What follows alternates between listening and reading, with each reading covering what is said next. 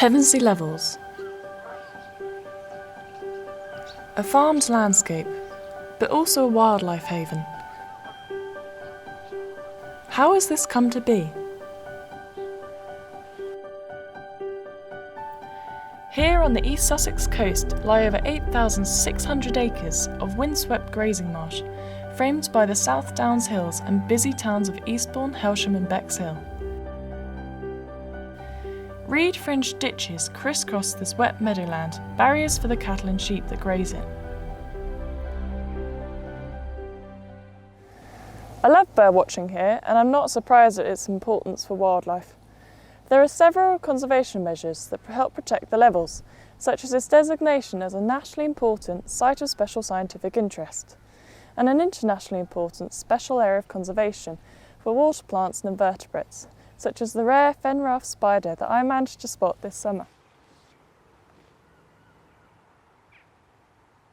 And best of all is the wide variety of water birds, such as one of my favourites, the water rail.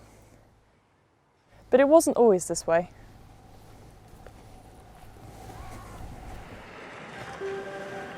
Time travellers would find Romans navigating a broad river delta, but by the Middle Ages, coastal shingle had sealed its mouth, leading to a salt marsh, harvested for salt and later a freshwater marsh.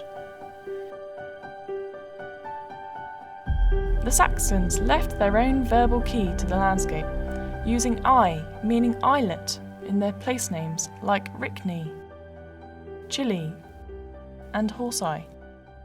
Many of such inhabited islets once dotted those historic waters. Several hundred years ago, you'd have seen summer grazing and winter flooding, but with the advent of pump drainage in the 60s, arable farming expanded here, and this young, fertile landscape began a new era. Nowadays, winter flooding, so vital for wetland wildfowl, has declined. The water is taken for our needs, not those of wildlife, and urban spread creeps ever nearer.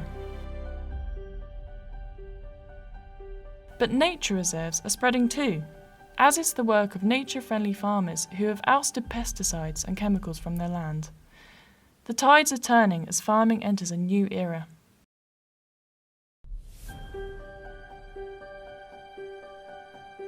David and Marion Harding ran Court Lodge Organic Farm with over 400 acres in the heart of the Levels. It too was a conventional arable farm, but they tore up the rule book and began again, wanting to run with wildlife rather than run against it.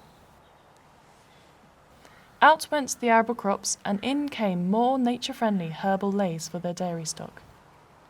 Today, organic milk and award-winning organic yoghurt feed the market and the farm is bursting with wildlife. I took a walk with David to see just what has been achieved to grow wildlife and care for the soil on their farm.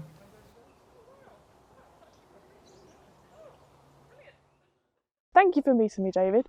So, how have you managed to mix a commercial business with the needs of nature?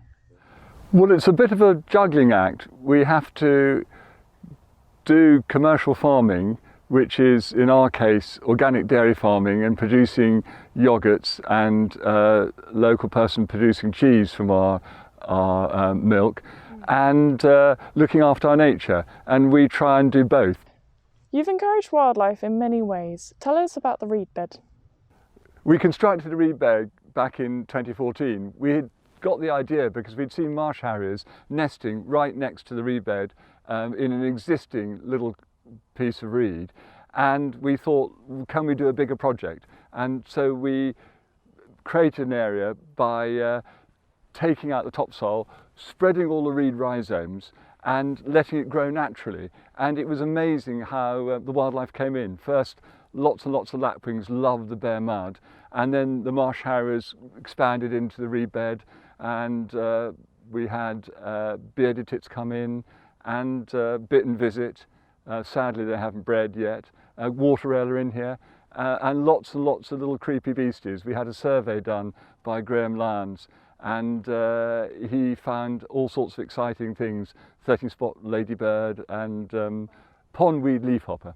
Really, really rare apparently. What other ways have you increased habitats for wildlife? So we have been digging out old ponds that were on the farm, as well as the ponds we've created here in the reed bed. We've created new ponds and excavated the farm pond by the house. And this has obviously created more habitat for all sorts of birds and reed buntings especially, and moorhens and water rail, etc. And also the ponds have been fantastic for dragonflies. We found our dragonfly population has increased dramatically. And we've also done some tree planting. There was a woodland creation scheme that we've plugged into a little bit of grant for the Forest Commission, and we've created a 2.5 hectare native broadleaf species wood. And that's next to our heronry. And the idea is we've also got some grey poplar in our new wood, and the herons love grey poplar to nest in. And so eventually that will be an overspill area for our heronry. Wow.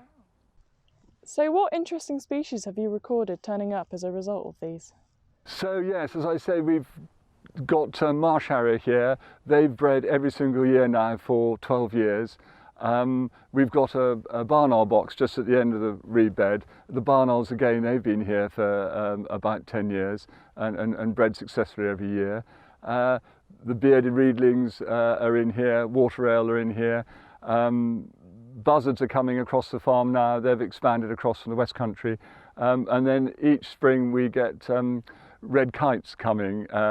They come in when we're making silage. They come in to see what might unfortunately have been killed by the mower, and they're very quick to come in, but they're not breeding here yet. Another bird that comes over the reed bed hunting dragonflies are hobbies. We may have them nesting here, we're not sure, but they certainly come in the summer and hunt over the reed bed. I think the reed bed has really attracted a lot of wildlife. So, how does the way you farm affect the soil, and why is this so important? As organic farmers, we grow a lot of legume crops, in particular red and white clovers. And the red clovers are brilliant at fixing nitrogen, but also what we're doing with our legume crops is we're increasing the general fertility of the soil. And the other thing that we're doing, we're not putting any artificial fertilizers on, but we're putting farmer manure on when we cultivate our ground. Every 3 years we've got a rotation, we cultivate the ground, and the farmer manure goes on, well rotted manure, and that increases the diversity of everything, including earthworms, because it's putting humus in the soil, and it really does ramp up the fertility of the ground. So we're trying to get greater fertility in our soils through the cropping, through this mixed cropping, and increasing our earthworms and increasing soil biodiversity, and really getting the whole thing working in a cycle, and a natural cycle, which is what I think is so important.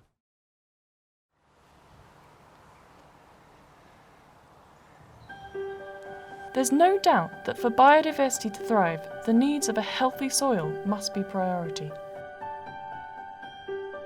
With a changing political landscape, focusing on the green ecosystem services that farms like that of the Hardings offer need our voice and support.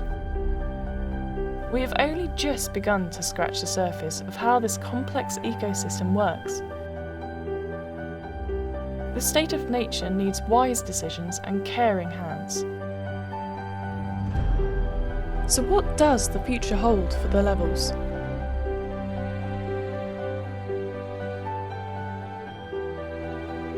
A green Brexit was promised, and ELMS, the government's environmental land management scheme, is on its way.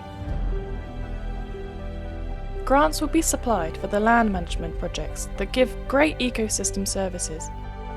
From soil to air, roots to shoots, water to wildlife, clamping down on climate change. Will it work, or be enough? This is an ecosystem that deserves the best.